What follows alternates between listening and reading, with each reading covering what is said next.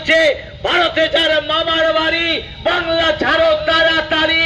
আমরা যদি পাল্টা স্লোগান দিই, বাংলাদেশে যারা চায় পাকিস্তান বানাতে, আমরা যদি কালকে থেকে শুরু করে দিই তাহলে কোন বাতাবরণ তৈরি হবে? কিন্তু আমরা এটা চাই না। আমরা বাংলাদেশকে স্মরণ করে দিতে চাই। আজকে আফগানিস্তানের মুসলিমরাও শান্তিতে নেই, পাকিস্তানের মুসলিমরাও শান্তি নাই।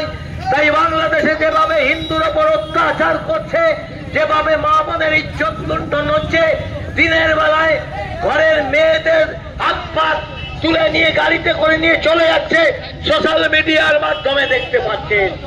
আজকে বাংলাদেশ সংলগ্ন এই পশ্চিম বাংলা, তাই পশ্চিম বাংলার মানুষকেও কিন্তু আজকে শান্তিতে নেই।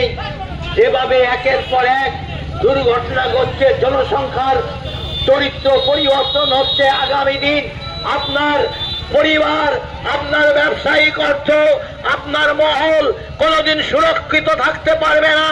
এটা আবার তালিবানের হাতে যাবে না তো?